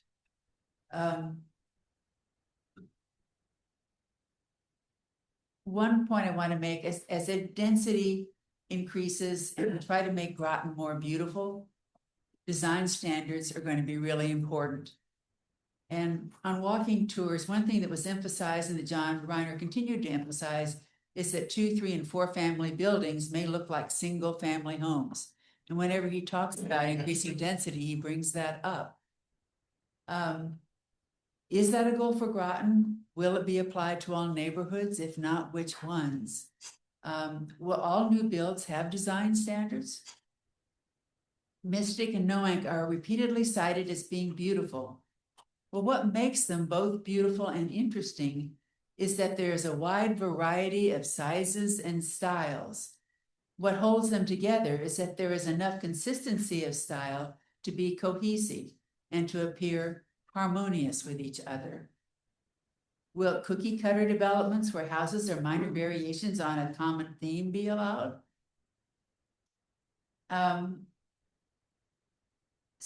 You know, there's so many issues with this. I'll just give one illustration. John Reiner said that houses that are mostly garages with a small house attached to them won't be allowed in Mystic because they'd be inappropriate. Well, will they be allowed elsewhere? One form of them is the duplex with the garage, the one-story duplex with the garage is the part of the building that's closest to the road, and then the house is back from that. Well, that would, I've heard that garage being closer to the road, an architect, a Yale architect, referred to that as a snout-nosed house, which I don't know if that was just his term or a general architectural term, but that seems like a bit of a derogatory term, design-wise. Yet, when you think about conservation, having the garage closer to the road means less driveway. So there's some advantages to it. You know, those are balances there. And similarly to what Portia was saying, will low income housing be grouped all together, which can turn into essentially ghettos or people being stigmatized, or will they be tucked into other neighborhoods? And the same thing can be said for the middle income housing. Is the town going to, and this I think is really critical, is the town going to provide the funding, but are they really backing the Planning and Zoning Commission to hire an architectural firm because to help the Zoning Commission with this gargantuan task? I hope they do, because otherwise I don't think this vision is going to be realized. And so the POCD, yes, there's a lot in there that addresses some of this, but it didn't give me the assurance about how aspirational we really intend to be here, or is it business as usual with a few tweaks to it? Secondly, environmental concerns with all this added development. The first two speakers, I think, said a lot of it. And I'm glad to see that the low impact density standards are going to be used. Taking that as far as you can, will environmental degradation caused by new construction on any site be quantified and minimized? How aggressive are we going to be? I don't see enough focus on planning for the effects of climate change. In this day and age, I just don't understand why, I think I probably do understand, but I don't want to think about why we continue to build without much regard for the environment and for climate change. Again, this is supposed to be an aspirational document, and I hope that we are going to make some major changes, not just a few tweaks to what we are already doing. Third, as density is increased, a big issue is parking. There currently is pressure to increase density without increasing on-site parking. This might work well in communities with lots of public transportation, or as was pointed out, in bike paths and walking ability. But it can be detrimental to neighborhoods that do not have public transportation and which are car dependent, and which is most of Groton, probably all of Groton, actually. I know this issue is very important to Noang, where we have narrow streets and parking on the streets, and it's even the streets are so narrow that if you're parking on one side of the street, you can't pass. And people don't want to try to walk blocks away to perhaps find some parking. That's not pleasant. Until public transportation is in place, I think that off-site parking must be required. And the zoning commission, of course, can decide how much off-site parking can be required, which is always a fun issue. Fourth, I have a problem when we're discussing all of this with the definition of open space in the Groton zoning regulations. I think that's a big confusing issue when you're talking about open space. It's problematic to include active recreation, which can have a lot of pavement associated with it, with passive recreation, with things that are left in their natural state. Those are not the same. And I think they need to be separated out so we're clear about what we're talking about. I think it's unnecessarily confusing in any discussion or any document such as the current proposed POCD. There currently, as we've heard, is disagreement about density in the different zoning districts. I heard John Reiner's rationale at the May 12th Town Council meeting. I'm not familiar with the zoning commission's rationale for not changing the existing density. I have great respect for this planning and zoning commission, and I'm sure there was a good rationale.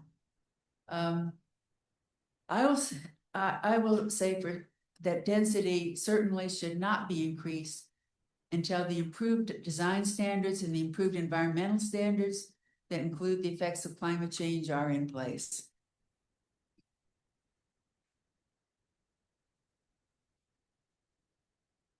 John Reiner, at the last town council meeting on May 12th, where they voted to request increased density, asked the question, is your priority open space or is it housing? Or either or. When phrased that way, with a constant emphasis on EB's increasing jobs and to provide all the housing with Groton, the pressure is there to ignore open space in the prioritization of housing. You know, ideally, again, if we're going to look, I think we should have, big dreams and big aspirations. I would like to see every child be near a place where they can run around, play outdoors with groups of other children on their own, just for fun, which they can walk to. I would like to see every adult in town to have a safe place to walk to and some sites nearby with lots of trees where they can relax. And I could go on in that topic and the benefits of those things for a very long time. But that as we increase, the bottom line is that we increase density, we need environments where people can be happy and healthy and in touch with living green things. Town Councilor Fitzgerald at that last meeting, who supports providing housing for all employees within Groton, which given our spaces, as previously said, isn't challenging, thinks that the plan should avoid sprawl by infilling space in already developed areas, as other speakers have mentioned. And we don't want to sprawl out, and as he has said, we don't want to sprawl out on the lands that we can conserve. So we need to be very careful about that.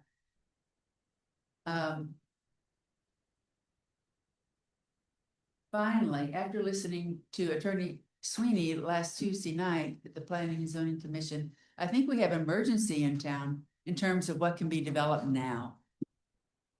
Our current open space subdivisions, and I suppose regular subdivisions, don't give the Planning and Zoning Commission much discretion in what can be developed. I haven't looked into it, but is this true for other more dense categories like the cottage communities and some of those other areas? Attorney Sweeney talked about the importance of having higher standards, a higher level of review, architectural controls, and landscaping controls. With a push to create more housing in a hurry, I am concerned about what may occur before the Planning and Zoning Commission has completed their work, which happens after the plan of conservation development has been completed. I think that the Zoning Commission get to work on upgrading those standards before the plan of conservation development is finalized. And if it were up to me, I would put a short moratorium in place for new applications. I also am embarrassed to say that I didn't know that plan of conservation development applied to Noank before tonight. But as I looked at some of the maps, I questioned whether their designations that were on them were all correct. I wasn't gonna say anything, but now I will. Map 6.1 doesn't differentiate commercial from waterfront commercial, and in Noank, we consider that to be quite important for our zoning. And then in map 3.1, it says, did I say 6-1? I should think it said 6.1, 6-1. And then in map 3-1, I don't think that the existing land use is altogether adequate. But again, thank you for all your great work. On Tuesday, it was like out over here, it was like 85 degrees. Now it was like 60, right? Oh, why the air conditioning's on, so, Yes. yeah, I mean, it's, Possible, sorry, yeah. Yeah, it's okay, take your time. We just raised. Let me see if I can, somebody facilities. thank you. No, John's gonna text somebody, see if we can get it. I know it's freezing. Thanks, It's- Yeah, Okay, so, sorry, Kevin, yes, you too. Sorry about the alcohol. I'm from Kevin Blacker, 11 Church Street in Knowing. Wanted to share some comments. I guess agriculture in Connecticut is largely out of sight to a lot of people aren't aware of how much agriculture there is and where it is or how extensive it is. I'll note that in this plan, agriculture, this proposed plan, agriculture is invisible. It's left out of the plan. I think that's a serious flaw that must indicate. I mean, that I'm concerned indicates, that for all the outreach, there, and I guess maybe that's why you're holding this hearing, is to try and fill in the gaps. But Mr. Olson touched on that the desirable open space was left off of this map. But I really want to point out that agriculture was left off the map. I have the previous maps from the 2002 Plan of Conservation and Development, the one from 2016. 2016 shows desirable open space, desirable agriculture. 2002 has desirable open space. I would encourage, well, I guess I would question why those were removed. I recognize the need for housing, but I would also share, a previous speaker referenced, and I understand the challenge of looking for a house, or looking for a place to buy for 4 years. It was 22 years I looked for a piece of farmland. Succeeded yesterday. It was, so tired and, no feelings, not even so exhausted and tired from the process that just don't feel anything really. And, as a 14-year-old, along with groups of other kids, we were able to work at Whittle's farm, driven up there, ride our bicycles there, get to pick rocks, pick beans, pick corn, hoe, and those experiences working for Rick Whittle were very, very formative, very, very impactful. And it was like a taste of liberty and independence, and it was very impactful. And I think that it's important that future generations, as you can't farm without land, and I think that it's important that the town think about and protect agricultural land. I want to point out that specifically when I look at these 3 maps, the proposed map by Horsley and Witten, and the 2002 plan and the 2016 plan, the 2002 plan identifies a parcel on Sandy Hollow and Noank ledgered as desirable for open space. 2016 plan identifies it as desirable for open space and desirable for agriculture. This proposed plan, identifies that 80-acre parcel as desirable for residential, and another farm down south of it, the horse farm on Route 1, also identified as residential. So I would just encourage inclusion of I would encourage inclusion of agriculture in the plan. It's a very important part. Everyone may not go onto a farm, but a lot of people don't realize that they're enjoying the benefits. Maybe they realize they're driving by something beautiful and they enjoy it, but they, helping filter water and make clean air and just introduce people to independence. So thank you for considering the comments. Thank you. Anybody else like to speak?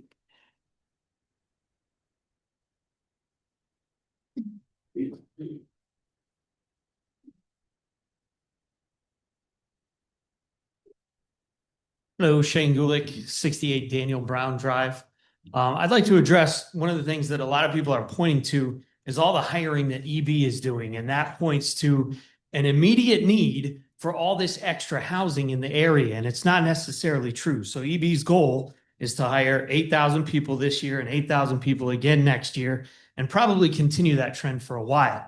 However, not all of those people, all the people that I work with, live in Gales Ferry. They commute from Ledyard, Rhode Island, the surrounding areas. It's not the town's responsibility to make sure all the hiring that EB is doing, everybody is moving from across the country to come do this and needs an immediate spot to live. That's just not necessarily the case.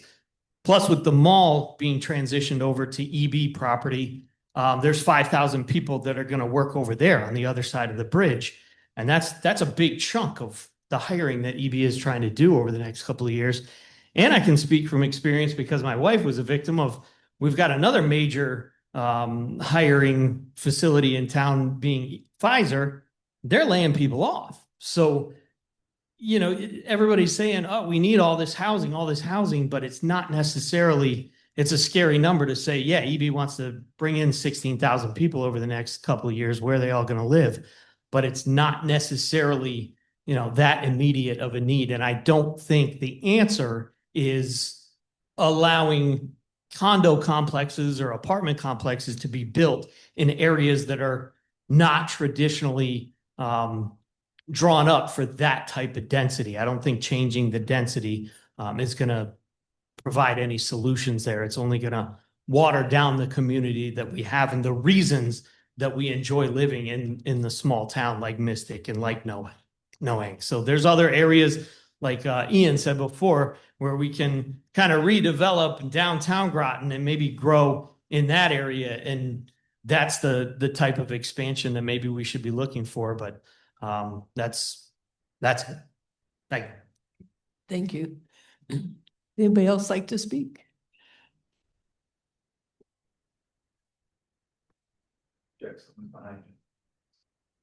Oh, okay.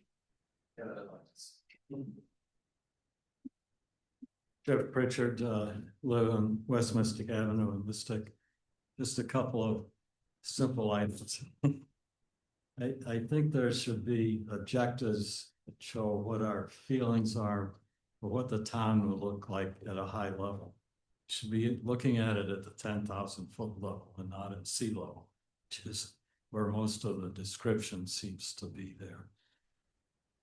So that when new items come up that aren't known today, how we might be able to adjust to them and come out with a good solution. Because there are going to be new items that we don't know about, and we should have guidance. This is a guidance document, not a specification. And that might help with some of that. Like it's a lot of terms in there referring to 10 years. Well, it's a document that we're looking that far ahead, but some things may go on forever or way past that. And we should include those items maybe as action items or items of concern, but they may not just stop at 10 years. So we should be careful when you just state that what we want is for a 10-year period. Might be 50 years, 40 years, or forever. Because some of the basic things I see that we should try to get more employment in the town that is not associated with the Navy. Because who knows what's going to happen with that. Several years ago, there was a lot of talk the base would be moved down to Norfolk and not stay in Groton. What would that do to us? It still could happen. And if you look at warfare these days, it seems to be drones are very important. And war is based on drones, so it may decrease the need for submarine construction, which may be very limited as to what's there. It's not hopefully there forever and ever. And just a couple of specific items that we talk about transportation. I think we should try to get away from the dependence on driving cars, walking. We should put some pressure on the state to get shoreline east to go to Westerly so we can have transportation over longer distances without having to drive. And perhaps we should allow small commercial convenience stores in residential areas so people don't have to drive 5 miles to get a loaf of bread or a quart of milk they forgot or need. But you'd have to have good controls in Hyde, but I think it's possible. And I guess that's all I have. Thank you. Okay, next person.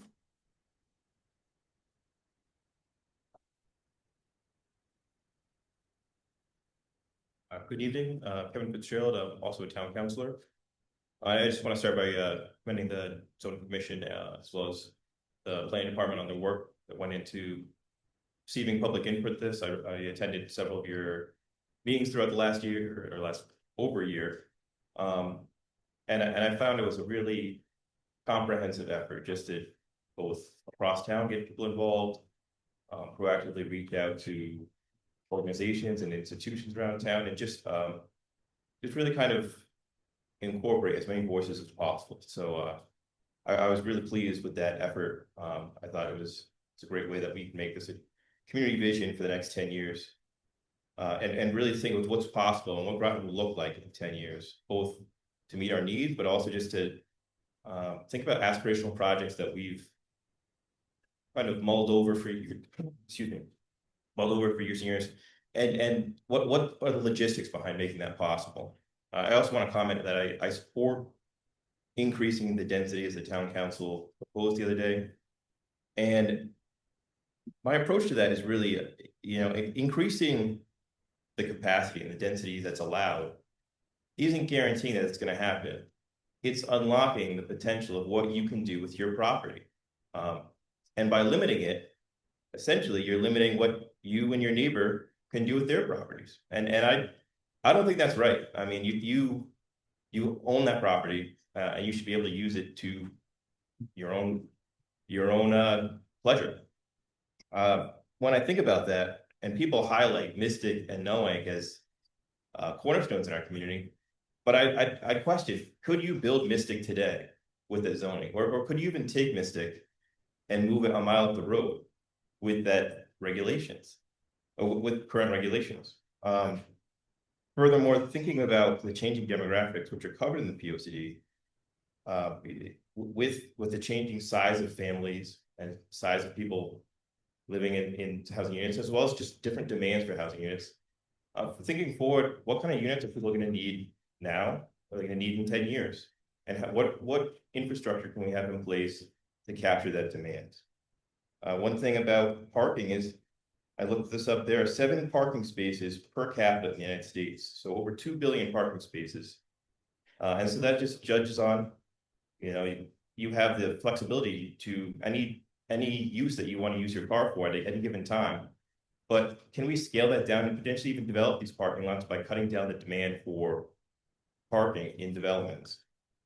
And finally, and in hand with that, I advocate for additional rail accessibility and having a formal position from the town to go to the state and say that we're interested in that as a possibility, and willing to fight for it, and willing to, if they're willing to park, say a $50 million asset in town, we're willing to allow for development that brings people there to walk there and bike there, and work as a partner to the state.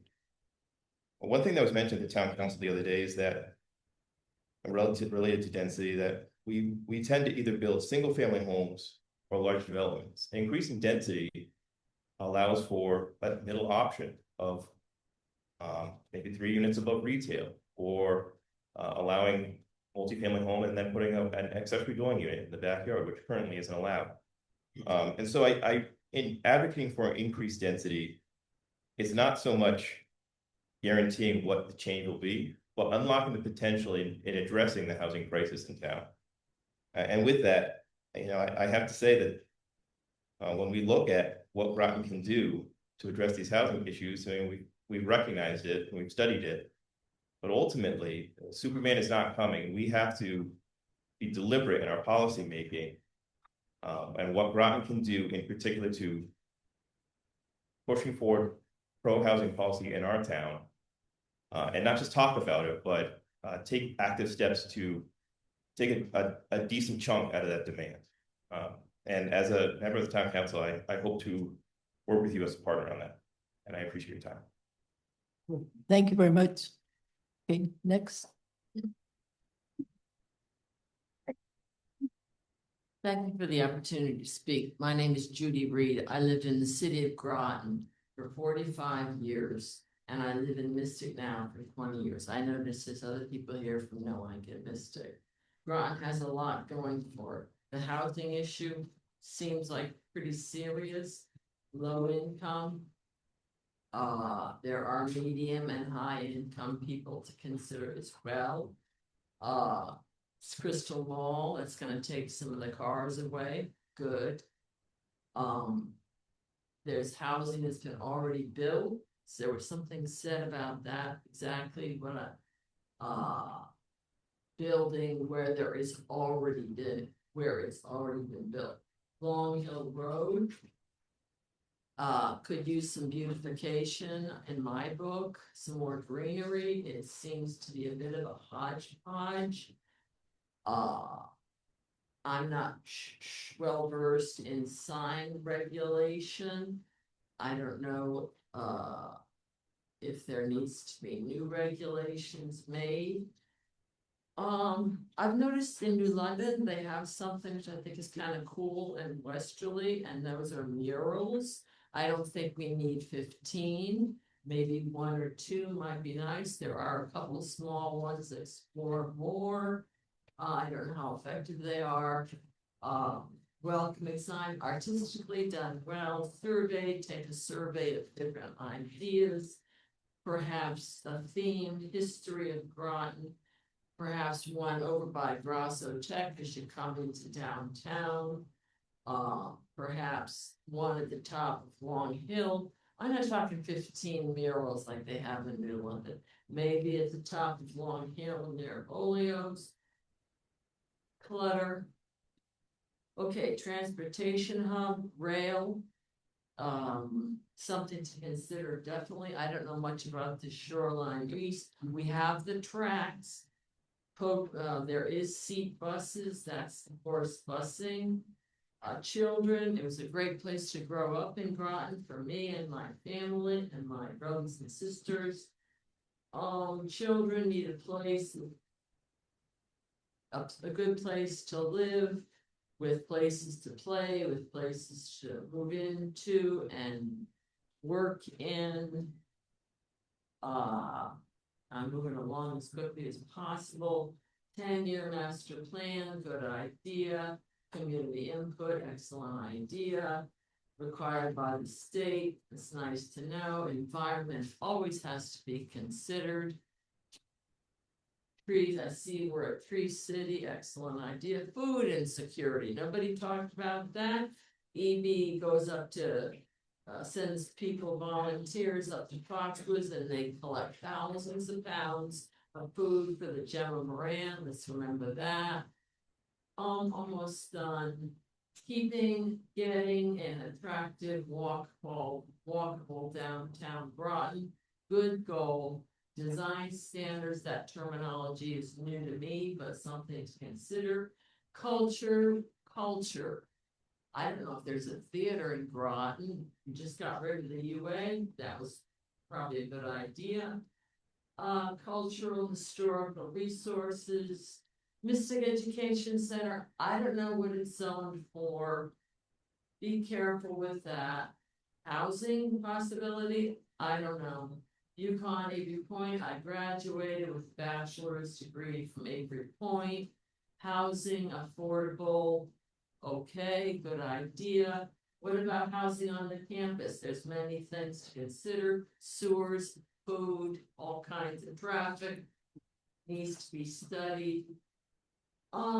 Something about building above buildings that we already have, that sounds like it might be a cool idea, don't know much about it. Agriculture, very nice, whoever spoke about that. We have no food, no farms, no food, I'm writing that down, it's not my point. No farms, no food. So that's about it for me. Thank you very much. Appreciate your opportunity to speak. God bless America and God bless Groton. Thank you very much.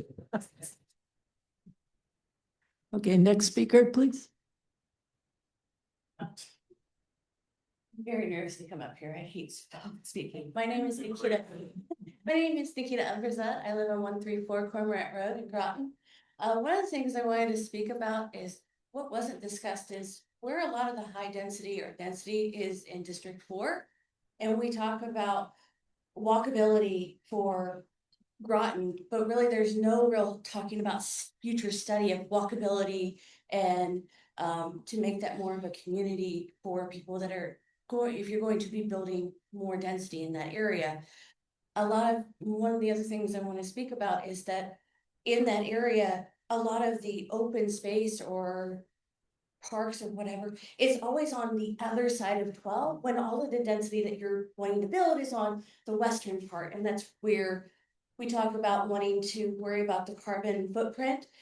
If you're going to have it all on one side of the road, these families or even young adults or those that are just, a married couple wanting to go somewhere, they have to take their car and drive to those locations instead of it being able to walk to it. So a study further on 12 there in that District 4, especially if you want to have something that would walkability with that. I am all for the idea of having a train station in Groton. For someone who has to take the train on weekends, the buses don't go over the bridge. And so I have to use Uber and spend almost $30 to $40 just so I can use the train station. And even if I go to Mystic, it's Amtrak, and Amtrak is expensive just to do one day. And just going to try to go to New Haven. So that's something I would really like to be further studied about and promoted.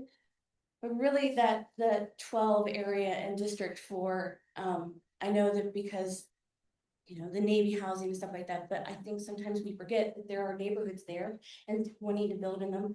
I am for middle housing, that is amazing, I saw with all of that. But really, if you want to make it walkable, you need to focus on that area that you want to make dense.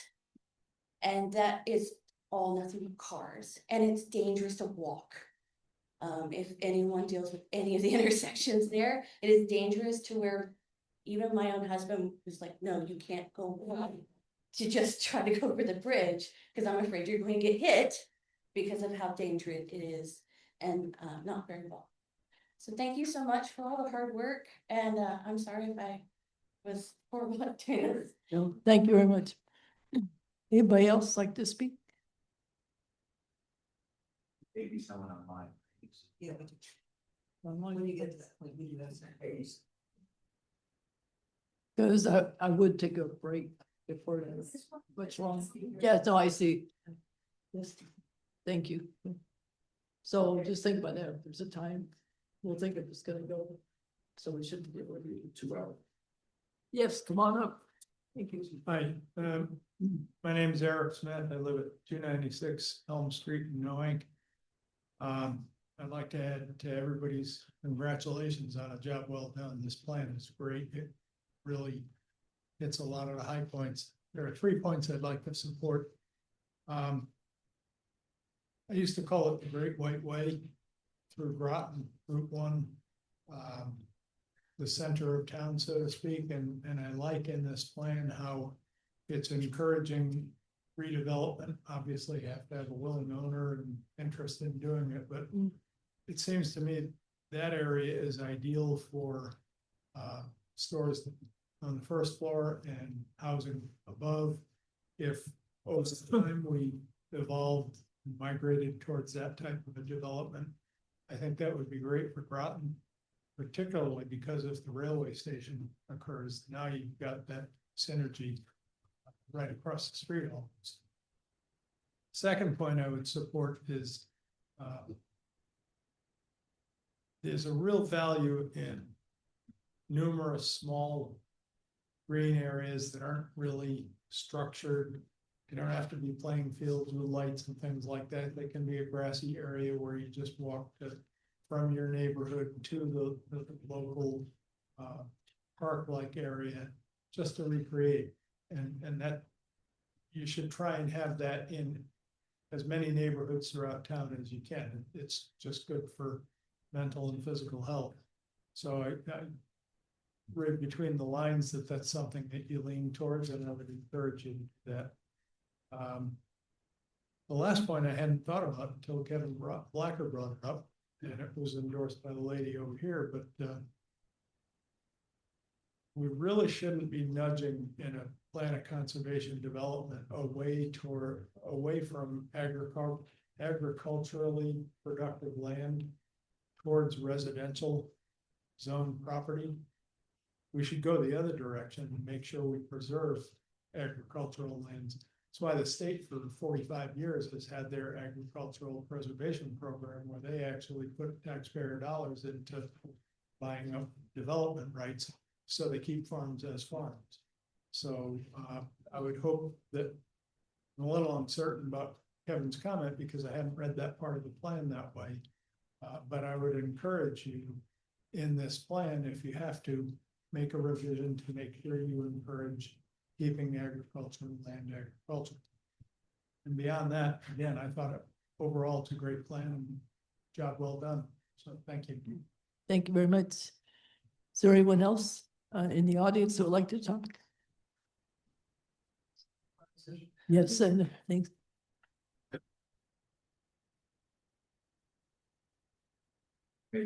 Quick, name is Joshua Cave. I live at 180 Cow Hill in Groton for Mystic.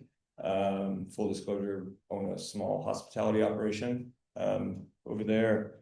And one of these, this is just a thought that I was having as everyone was talking about the train possibility.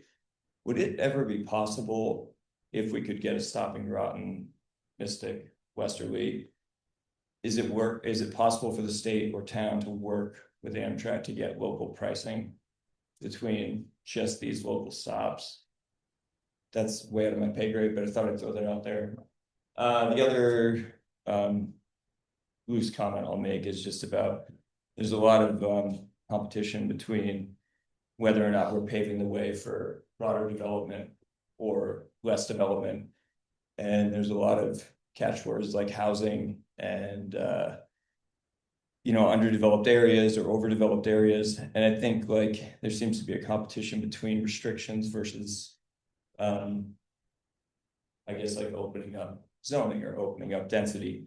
And I think as also different like fact on me is I'm a painter, also been renovating a 1700s house for a long time. And I think like I come to find that restrictions are not always a preventative measure, but a measure to create creative solutions. So I think there's this push with this density issue to open things up, but I think the danger there is actually to allow for foolish decisions and unwise, uncreative development, where if there are limitations, it doesn't mean that things will not happen, but they will have to be solved in like a more thoughtful and potentially like a more community driven and community cooperative way. So I think it's just my encouragement to not give too much into the stigma of like a closed door versus an open door. Like a closed door can be an open door to different kinds of solutions. So that's my 2 cents. Thank you. Thank you. Anybody else from the audience? Okay, at this time, maybe Zoom. People on Zoom. Point of order. Does anybody have a hand up? 5:30 to 7:30. So 7:30, just for me. That's just a room reserve. That's. Yeah. Too loud. You do, okay. Go to. Does anybody have their hand? There's 2 people with their hands up in a minute to promote them to talk. Just. Yeah, oh, yeah. All right. Hey, Genevieve, we just unmuted you so you can talk if you want to speak now, but you just have to unmute yourself. Okay, can you hear me now? Yes. Okay, I'm going to be very brief because I'm woefully behind on this plan of conservation and development. I was on the committee for the last one, but I completely lost track. I do want to congratulate you for all the work that you've done. I just wanted to make an important point about open space. I've had a disagreement with everybody in planning about the meaning of open space. To me, open space is a very large parcel where there are animals and, beavers and deer and foxes, not just little pieces of grass around houses. And let me give you the little example that I think will make it quite clear what I'm saying. In Groton Long Point, the zoning laws say that you can only build your house on 25% of your lot. The other 75% is not built up. It's therefore, if you take the town definition, it's therefore considered open space. Now, if any of you, I'm sure, have driven through Groton Long Point, can you tell me, when you drive through Groton Long Point, if that looks like a community that is 75% open space? I don't think so. So once again, I really hate, and I'm really sorry to say this, but I hate the way the town, counts with these developments, and particularly like the one that's being proposed that I watched the meetings the other night, where they're going to have like 25% open space. That's even worse than Groton Long Point. And you can just imagine something that would end up looking like Groton Long Point on that lot when they're trying to sell you on the fact that it's an open space subdivision. I really wish that you would all consider making it clear in the plan of conservation and development, like the Europeans make it clear in their zoning. It's, town is town, they say, and farmland is farmland. And you can't impinge one on the other. When they zone for farmland, there are very large tracts of land for real open space. That's the way it's zoned. You don't start counting little patches of grass next to sidewalks.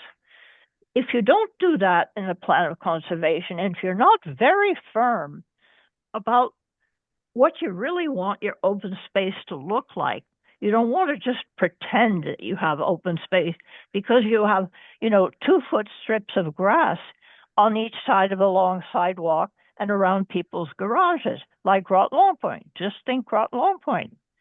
Is Groton Long Point, in your mind, 75% open space? No. As far as transportation is concerned, I just wanted to suggest another wonderful European idea, which is trams. Trams are present everywhere. They're wonderful. People love them. They're cute. They help to slow the traffic because they run down the middle of a road, and so the traffic on either side can't go that fast. So they're automatic traffic slowers. They're great for tourists because you can see the whole town in a tram. They're great for getting people around because they stop everywhere, so you can get from your house to the milk easily. And they have become, I have a friend who's a very good modern architect, civil engineer in Germany who helped rebuild Germany. And he's put trams absolutely everywhere. He loves them and people love them once they have them. So I would seriously consider maybe encouraging somebody to have a little pilot project to go maybe from the city of Groton somehow to the center Groton or from Mystic to center Groton, just as an experiment. And again, please do not allow the open space to get chopped up and do not allow the agricultural land, to be done with what you're planning to do with this zoning change. That is absolutely one of the most hypocritical attempts at, building up agricultural land that I've ever seen. It has, I see a lot of you have had that reaction. You need to have a reaction so strongly that you absolutely write it in the plan that cannot happen. Thank you. Thank you. Is there someone else? Thank you.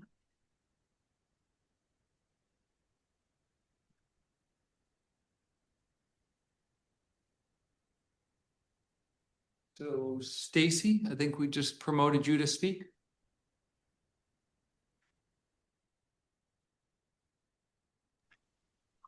Can you hear me? Yes.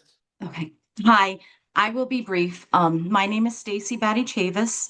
I live at 581 Knowing Ledgerd Road. I am a working class resident and I've lived here my entire life. I appreciate the time, the work, and the thoughtfulness that has gone into this draft, and I respect the experience and the perspective shared by everyone speaking this evening. I agree, affordable and attainable housing is needed, and we should visit the areas of redevelopment and mixed-use zones first. The town of Groton has incredible opportunities to become a livable community. But open space, agricultural land, and housing can and should coexist. It doesn't have to be an either-or scenario, as I understand was stated in a past meeting. That being said, I oppose returning the density levels to the draft for reasons expressed by the speakers before me. I thank you so much for your time. Thank you very much. Your last chance. Anybody else want to speak?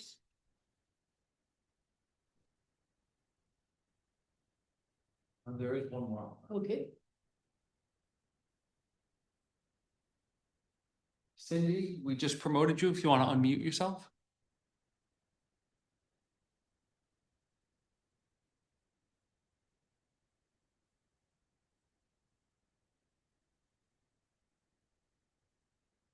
Cindy, we can't hear you.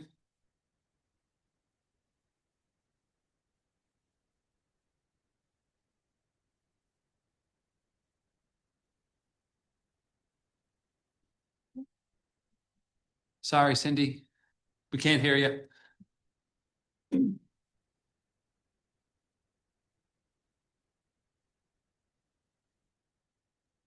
That it? Okay, great. Okay, at this time, I'd like to take a 5-minute break. And if that's okay, commissioners, okay. Come back.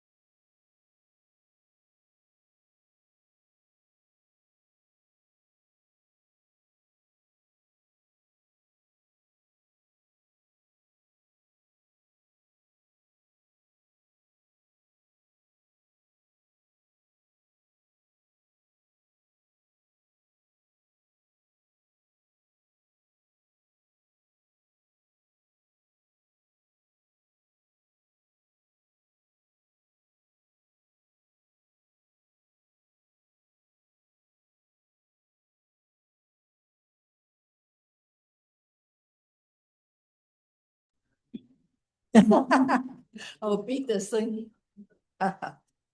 No, okay, the planning commission's back in session now. Thanks for coming over. Yeah. Cindy did raise her hand again. Oh, okay. Sure, sure, we do have one more person speaking, so. We just managed to get the communication working. All right, Cindy, you're allowed to talk. Hello? Yep, gotcha. You can hear me now? Yes. Yep. Okay, that speaker at the second one there, totally agreed with I was at the Tuesday meeting, and we need to keep agriculture there on Knowing Ledger Road and keeping that space like it is. Or you can't do the 300 cars that they're proposing either, and that's doubled when you have 2 people per condo. And I know you didn't want to talk a lot about it, but that's going to increase the traffic really bad. And the rates on that place is going to be high. And that doesn't help a low income housing at all, for one thing. And also you got to think of all the farmers that we have, and we got to keep them around too.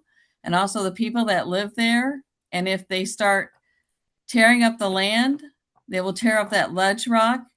And we are already dealing with other things on our property, like radon, where we had to get a radon tank for the radon in the water. And when you do construction, you've got to think of everything that goes on with construction. I really do not want to see this land like how you guys are talking about in development with this person. And you need to help the people in the community, like I said. Oh, Cindy? Yes. Cindy, sorry, this is Sue, the chair. If you could just limit your remarks, please, to the plan of conservation and development. Correct, but this is part of it, because that's part of your long-term Oh, it's- development plan, and other people and talked no, about Cindy, it too. Cindy, it really is not part of it. That's a separate application, and we're not really discussing that tonight. But we were also talking about conservation of land, and that's part of the conservation of land. Okay, you want to finish up your remarks then, please? That is it. That's conservation of Okay, land. great. That's farmland. We need to keep it, or we need to like slow down on constructing on that. Okay, is that all? Yes, thank you very much for Okay. your time and letting me and trying to be patient with me trying to get on Zoom. Appreciate all the speakers there. Thank you. Okay, no problem. Thank you very much. Okay. So at this point, there are no more speakers, I take it? Okay, so the question would be, we would have the choice. The next item would be to decide to either continue or close the hearing. I make a motion to continue the hearing. Okay, do I hear a second? Any more discussion? We just want a date certain. To, Yes, yeah, to May 28th. I make a motion to take the public hearing to May 28th. Okay, do I hear a second? Okay, and let me just, okay, any more discussion on that? What clarification, does that mean that we would have another public hearing or just a comment between now and then? Both. Both. And so are we only the next meeting different, or is the idea different? Well, we may hear from different, that's a possibility. We may want to, there may be more things coming in. There's tons of different side comments that I don't think we've fully even realized or discussed in this yet, quite honestly. I think we could use one more, time at least. Yeah, sorry. No, I'm just, my concern is that we did what we did tonight again, and then everybody came back and spoke again, and then we had more people would be here for 6 hours. And you could do that, yeah. No, that's fine. No, I hear you Yeah. for the rest of your life, but no, that's not. No, That's that's not, but John, yeah, John had something he wants to say. Yeah, I think, if you continue tonight, if the same people show up to make the same comments next, it's not say the same comment again. It's one, we have received some correspondence via email, which I think, we had forwarded all of that to you today. Not a lot, just a few, as well as there was a request from the town manager to continue this because the town council will be voting on their recommendation officially on May 26th. But I think, again, between now and the meeting on the 28th, if we did receive any additional follow-up emails or correspondence, we'd forward that to you.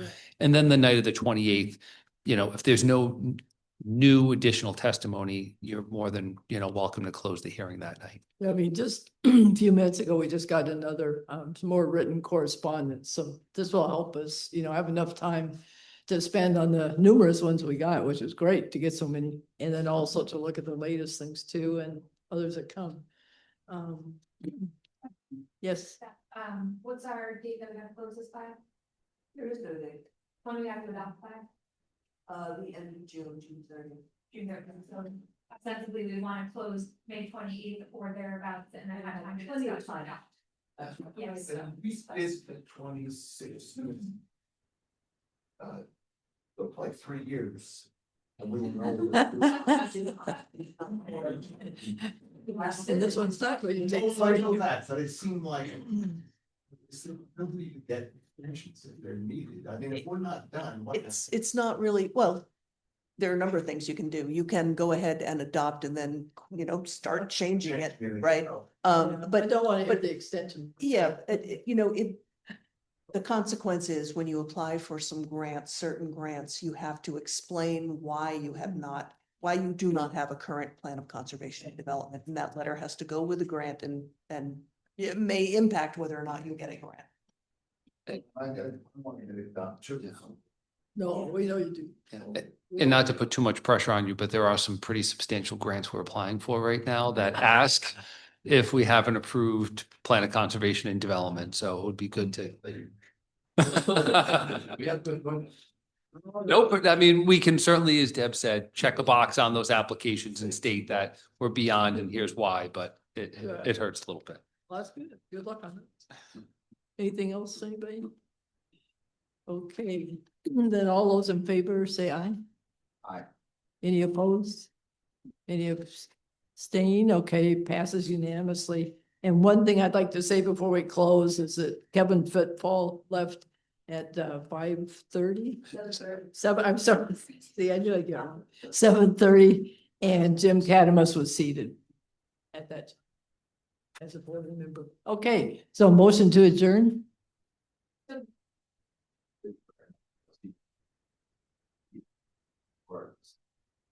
So I was here for Kevin, Brucey the first event. Okay. Kevin came in. Okay, so 5. Yeah, that's why we did this switch. Yes. Second. Musical chair. Okay, thanks, everybody. Thank you. Yes. You mean all the fundings? Right. Oh, no. All right. Oh, that's okay. You're only corrected on that. Oh, yeah, let me. I'm making you a bet.